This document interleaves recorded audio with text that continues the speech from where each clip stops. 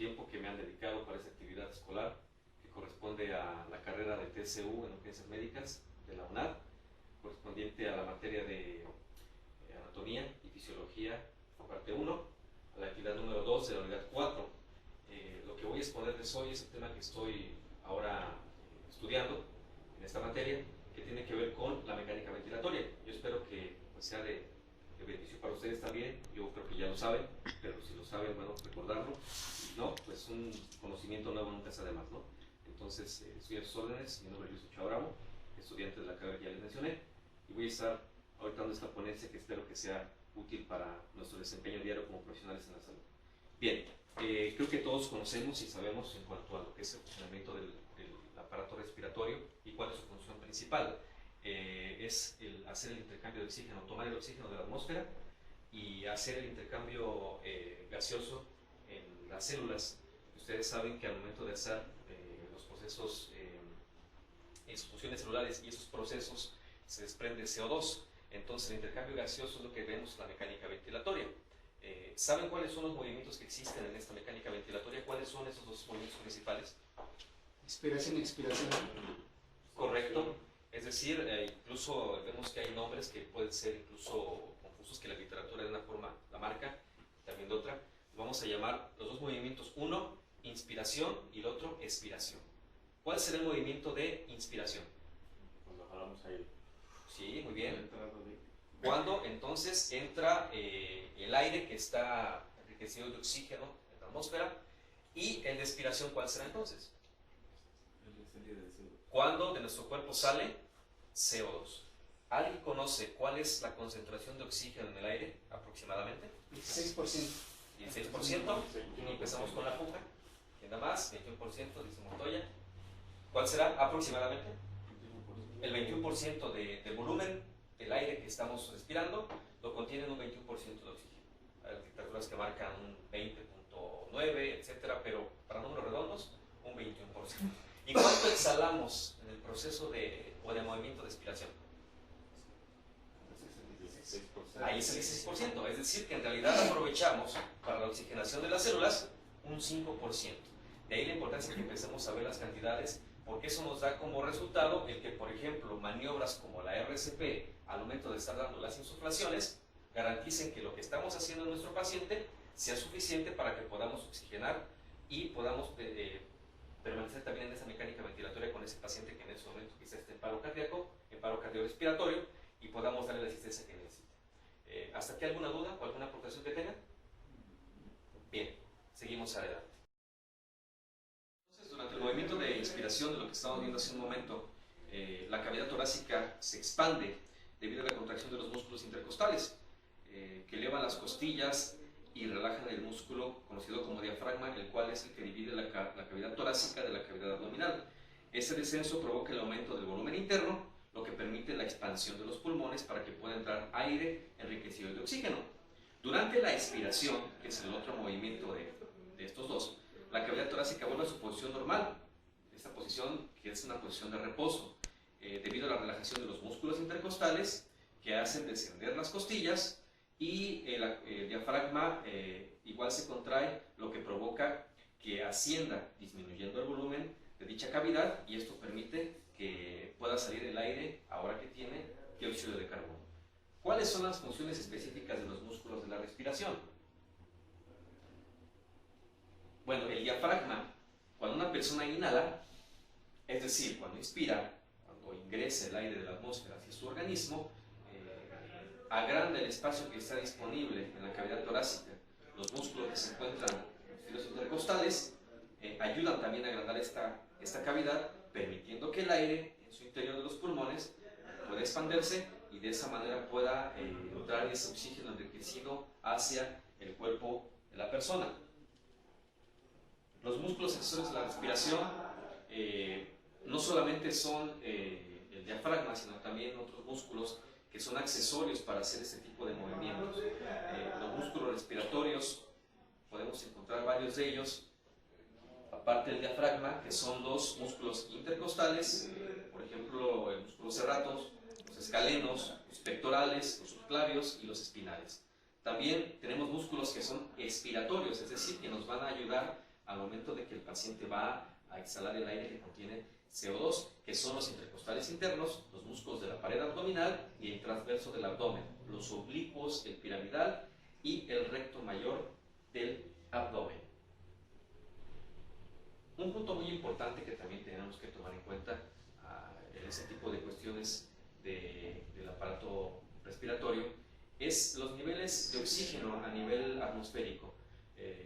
Hemos visto y hemos conocido que mucha literatura lo manejan de una manera y en niveles de otra, pero se ha cerrado de una manera más clara y sobre todo mucho más compleja en el sentido de decir que la concentración a nivel atmosférico de oxígeno es de un 21%.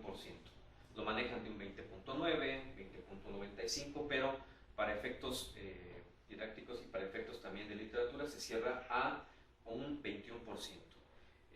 Lo veíamos hace un momento y retomando esta información, al momento que inspiramos, inhalamos ese 21%, pero al momento de exhalarlo, estamos exhalando un 16%, es decir, que el 5% es el que el cuerpo realmente aprovecha y el demás regresa otra vez a la atmósfera.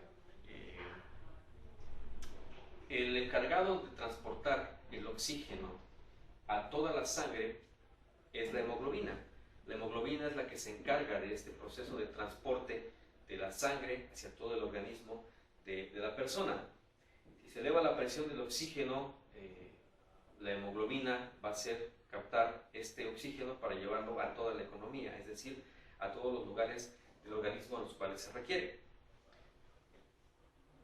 Y si hay alguna duda, con toda confianza pueden ustedes levantar su mano y les doy la palabra o alguna aportación que tengan. Es muy valioso para mí y para esta actividad académica. Algo muy importante que tenemos que conocer porque estamos en el medio prehospitalario y es muy común que en algunos pacientes, ya sea por alguna patología o algún traumatismo, se requiera dar oxigenoterapia y es importante que conozcamos un concepto que es la fracción inspirada de oxígeno. ¿Qué es una fracción inspirada de oxígeno? Bueno, es lo que representa la proporción de oxígeno contenido en el gas suministrado y se puede expresar en porcentajes. Es decir, podemos decir que es un 21% y la fracción inspirada de oxígeno es la concentración o proporción de oxígeno en la mezcla del aire que le estamos administrando a nuestro paciente. Por ejemplo, si el volumen corriente de un paciente es de 500 mililitros, está compuesto por 250 mililitros de oxígeno y su fracción de oxígeno será, por tanto, un 50%. Por eso es tan importante que nosotros conozcamos cuál es la composición del aire. La composición del aire, y veíamos solamente una pequeña parte que era el oxígeno, que era lo que nos interesaba, pero no solamente el aire contiene oxígeno, es una mezcla de otros gases que también están junto con él. El más abundante incluso, más que el oxígeno, es el nitrógeno, que está en una concentración aproximada de un 78%. Le sigue el oxígeno con un 20.9%, un 21% prácticamente. La siguiente concentración más importante son los gases inertes o gases nobles, que están en un 0.95% o en 1%, y de CO2, que es el 0.03%. Esto es en forma ideal a nivel del mar. Sabemos que una presión atmosférica puede alterar la concentración de esos niveles de oxígeno, de tal forma que, por ejemplo, un montañista que se eleva por encima de 5.000 metros, que se considera ya una alta montaña, hacia arriba, el efecto de la presión atmosférica lo que genera es una disminución de la concentración de ese nivel de oxígeno. Por esa causa, muchos de los alpinistas que van, por ejemplo, al Monte Everest o al K2, que son de los más altos del mundo, tienen que hacerlo con un suplemento de oxígeno, porque si no, no podrían hacerlo. Es decir, a mayor altitud, la presión atmosférica disminuye y esto genera que la concentración de oxígeno sea mucho mayor. Por eso es necesario que en ese tipo de altura los alpinistas tengan un oxígeno suplementario para que puedan hacer las actividades y puedan ellos contrarrestar la demanda que por el esfuerzo están haciendo y están pidiéndole su organismo. Entonces es importante que conozcamos todo esto y de ahí que la fracción inspirada de oxígeno también es importante que lo tomemos en cuenta al momento de que nosotros demos la oxigenoterapia.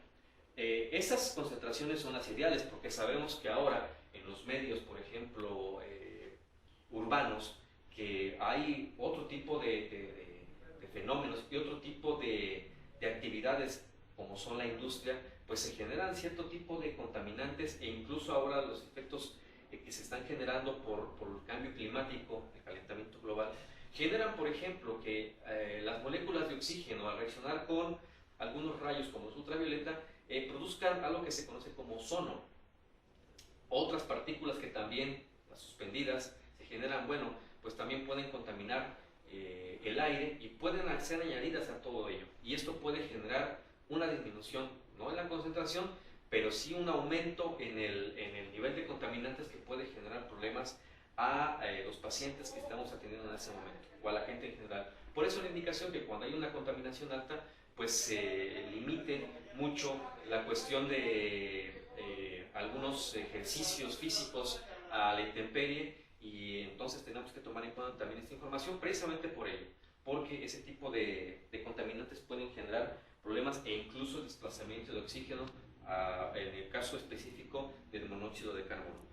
Por eso otra indicación también en el invierno en algunos lugares es de que si van a utilizar, por ejemplo, anafres o calentadores, tengan mucho cuidado porque pueden generar en una mala combustión, en lugar de dióxido de carbono, monóxido de carbono, que curiosamente la hemoglobina asimila mucho mayor que el oxígeno mismo. Entonces eso es muy importante que lo tomemos en cuenta.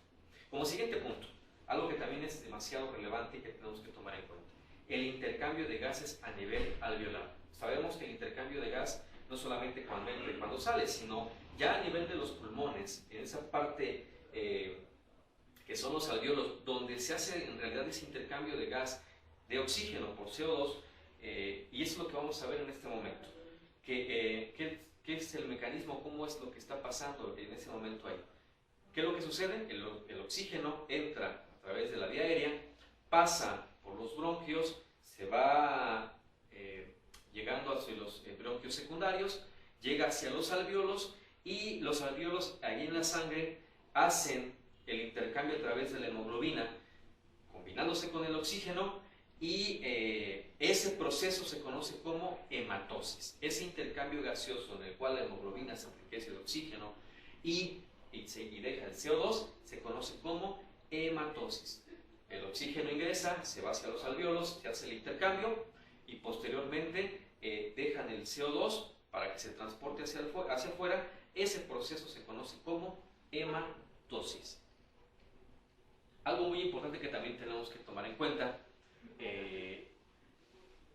la presión del oxígeno a nivel de los alveolos y de los capilares para que se genere una correcta hematosis. Eso es muy importante porque eso nos puede generar en nosotros problemas cuando tenemos pacientes que son por trauma o incluso por algún problema crónico que tengan esas personas y que en ese momento se manifieste de una manera aguda. ¿Cuál es ese papel? Dentro de los alveolos se maneja una presión, la cual se puede medir en milímetros de mercurio, utilizando algunos electrodos especiales, y esa sangre capilar tiene una presión de oxígeno, la cual es mucho más baja para que permita el efecto de la admisión de ese gas para hacer el intercambio gaseoso. Y eso es muy importante que lo tomemos en cuenta porque hay una variación en algunas actividades y en algunas actitudes, como lo hemos visto. La ventilación alveolar lo que permite es reponer la sangre con oxígeno que ha sido consumido por los tejidos y eliminar el CO2 que ha sido producido por el metabolismo celular, manteniendo en la sangre arterial niveles normales de la presión de ese oxígeno en cada una de las células sanguíneas. Bien, otro concepto que es importante que tomemos en cuenta es el espacio muerto fisiológico y el espacio muerto anatómico. Muy importante que lo tomemos en cuenta. Corta un momento. El espacio muerto, en general, lo podemos definir como la porción de cada volumen tidal que no toma parte en el intercambio gaseoso. ¿Y qué es el volumen tidal? Es el volumen de aire inspirado o expirado durante un ciclo respiratorio normal. Y existen dos formas de definir el espacio muerto anatómico y fisiológico. El espacio muerto anatómico es el volumen total de las vías aéreas de conducción, desde la nariz o boca hasta el nivel de los bronquios terminales, y es de aproximadamente 150 mililitros promedio en los seres humanos. El espacio muerto anatómico se rellena con aire inspirado al final de cada inspiración, pero este aire es inspirado sin modificaciones. Así que si asumimos que el volumen de entidad normal de una persona sea de 500 mililitros, cerca de un 30% de ese volumen es aire que ha sido desperdiciado en el sentido que no participa directamente en el intercambio gaseoso. Y el espacio muerto fisiológico, bueno, incluyen todas las partes no respiratorias del árbol bronquial, incluyendo el espacio muerto anatómico, además de aquellos factores que por diferentes circunstancias están bien ventilados, pero mal perfundidos, y por lo tanto son menos eficientes en el intercambio de gases con la sangre, dado que la presión de dióxido de carbono atmosférica es prácticamente cero.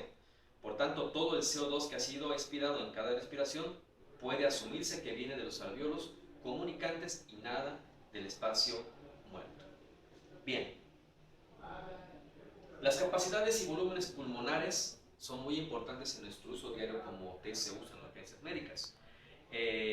Y va a depender de muchos factores que afectan y que tenemos que tomar en cuenta. ¿Cuáles son estos? Bueno, tiene que ver con los niveles de las fases inspiratoria y expiratoria en la respiración, y pueden haber varios tipos de volúmenes que nos van a dar en general y en total este volumen pulmonar. ¿Cuáles son estos? El primero de ellos es el volumen de respiración pulmonar en reposo. ¿Cuál es este? Es la cantidad de aire que inspiramos o expiramos en cada respiración en condiciones de reposo, aproximadamente 500 mililitros de aire. El siguiente punto, para que podamos sumarlo y tengamos el volumen total, es el volumen de reserva inspiratorio. ¿Qué es esto? Es la cantidad máxima de aire que logramos introducir en nuestros pulmones después de realizar una inspiración normal, aproximadamente 2.500 mililitros de aire. El otro punto importante, el volumen de reserva expiratorio, es la cantidad máxima de aire que logramos expirar después de finalizar una expiración normal, aproximadamente 250 mililitros. El que sigue, para sumarle, es el volumen de reserva expiratorio, cantidad máxima de aire que logramos expirar después de finalizar una expiración normal, aproximadamente 1.200 mililitros de aire. ¿Y qué nos va a dar todo ello? La capacidad pulmonar total, que es la cantidad de aire que se encuentra en nuestros pulmones después de haber realizado una inspiración máxima y profunda. La capacidad pulmonar total es el producto de la suma de todos los volúmenes pulmonares anteriores, que es aproximadamente 5.400 mililitros de aire. Y este dato es muy importante que lo tomemos en cuenta al momento de estar dándole a nuestro paciente la asistencia ventilatoria si es que la requiere. De ahí la importancia de este tema que hemos estado viendo y que hemos estado quizás de una manera rápida recordando, porque sé que lo manejan ustedes, pero sé que siempre es bueno el hecho de que podamos recordar o reafirmar un concepto que a veces no lo tenemos o muy claro o se nos ha olvidado. Así que es todo en cuanto a la cuestión académica. Gracias. Bueno, pues les agradezco mucho su atención, su tiempo, que sé que es muy valioso para esta actividad académica de un servidor. Yo espero que lo que hoy hemos visto en esta sesión pues les sea bastante útil. Quedo a sus órdenes y espero que se hayan cumplido los objetivos con los cuales el profesor nos indicó. Y agradezco mucho su tiempo y su participación, compañeros. Muchísimas gracias y que tengan un buen día.